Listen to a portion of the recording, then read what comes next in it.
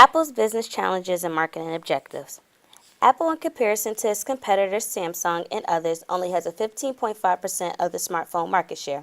This sounds like a small number, but that is only due to the fact that Apple, unlike its competitors, has one line of smartphones in their specific market that they release every year or two, but there is always room for improvement and growth.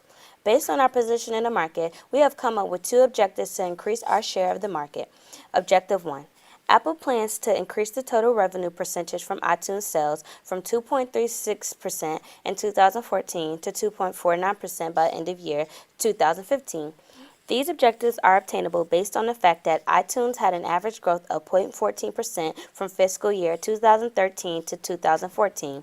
And for Objective 2, Apple wants to increase the total revenue percentage from the App Store sales from 0.91% in 2014 to 1.30% by end of year 2015.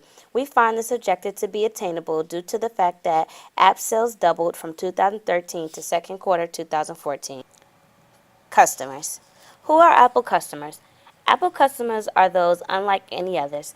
They are usually middle or upper class folks who are willing to pay a bit more for a better user experience.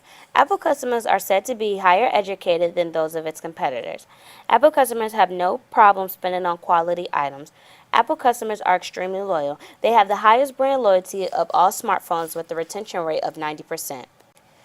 Competitors. When it comes to comparing ourselves to our competitors, we use a simple formula, price in comparison to user experience. Samsung is our biggest competitor, followed by LG, Sony, and Motorola.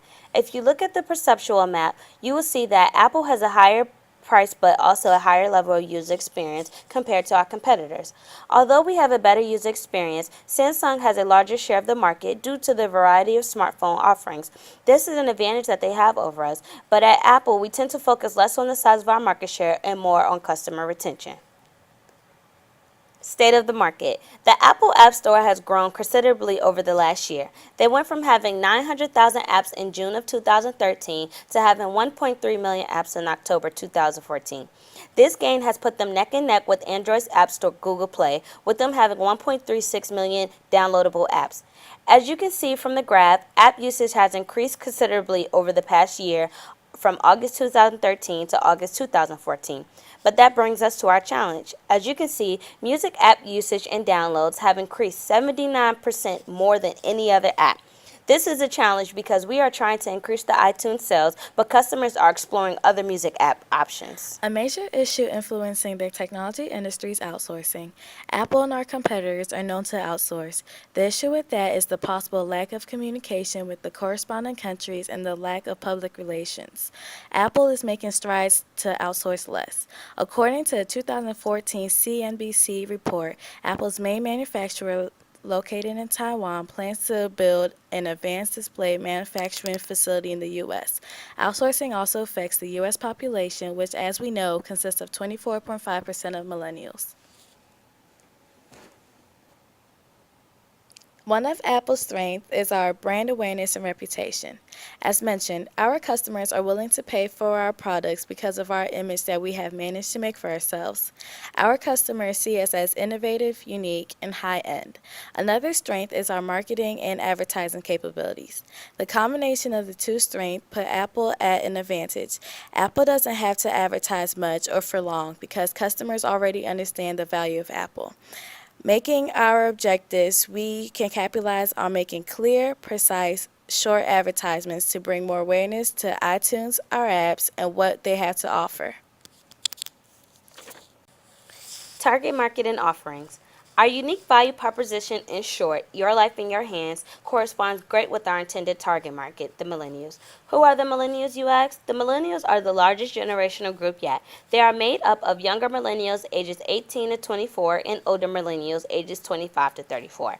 What makes them unique is that they are the most educated generation. Millennials feed off of technology, making them the largest group of iPhone users. They are a social group. They are the biggest users of social media forums, with 88% having a Facebook account, 72% having a YouTube account, and 59% having a Twitter account, just to name a few. This is considerably larger than its next of kin, the baby boomers. They don't make the largest salaries, but they are willing to pay for quality. They live a lifestyle of freedom and convenience. They look for ways to enhance the quality of their lifestyle. That makes Apple the perfect match for millennials. We have the highest quality items along with the best user experience. With our 1.3 million iPhone apps, millennials can find apps to help or enhance every aspect of their life. With our latest interface, Apple makes it possible to do nearly anything from your iPhone. That makes the convenience factor go up a notch. When it comes to our unique music store, iTunes, the latest radio, music, and movie downloads are just a click away. Marketing communications plan. With so many potential ways to reach our target market, the millennials, we concluded that the best idea would be to reach them at a place where we know they spend a lot of time and we could reach a larger number of them at a time. Between many forms of social media outlets and television stations and shows, we narrowed it down to what we found to be the most popular yet most efficient way to reach the maximum amount of customers and potential customers. The three outlets that we chose were as follows. First, a 30-second ad on ABC Network aired during the sixth-ranking TV series The Modern Family. We will run this ad twice an episode for 12 episodes, potentially reaching 266.4 million millennials. The next outlet that we will use is a YouTube takeover ad. We will use this for 3 months, one day each month. This alone will reach about 3 billion customers, and the last outlet will be an in-ad video on YouTube, strategically placed by certain demographics. We will run this ad for 1 month, potentially reaching 62.1 million customers. To meet the needs of millennials and what it is they look for, we want to show them how the use of an app can boost the overall user experience of their iPhone and add extra convenience to their day-to-day life. The message that we want to sell these customers is your life in your hands. We will demonstrate how convenient the use of your iPhone is in conjunction with some of the top apps offered in our App Store along with iTunes. The sample message. As you can see from our storyboard, our ad will be based around the 24-hour life of a millennial. We will be focusing on how the use of an app assisted her with each specific portion of her day. Starting at breakfast, she will use her Food Network app to follow a recipe she wanted to try out.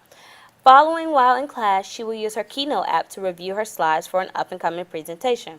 She will then fit in time for a small workout while using music from her iTunes to add some well-needed motivation. From the gym straight to the office, she will use her Numbers app to create the budget for an up-and-coming project. After work, she heads to social hour at a local restaurant where she will use Snapchat to record and share the videos of her and friends. Lastly, when she is back in the comforts of her home, she will log on to Facebook to read her timeline while updating family and friends on how her day was. This ad will be the basic outline for all three of our outlets. Being that the in-ad video for YouTube has an option of being skipped after the first 5 seconds, we have to make sure that the first 5 seconds are the most important seconds. We will use the first 5 seconds to display an array of apps with the slogan, "There's an app for that." This is sure to keep millennials around for an additional 10 seconds. To communicate our marketing plan, we have budgeted $15.35 million. This budget will be distributed between television and online channels. 52% of the budget is distributed for our television advertisements, which will primarily reach our older millennials. Our advertisements will be played after the number 6 show on ABC Network. This holds a significant millennial fan base. The remainder, 48%, will be used on YouTube advertisements.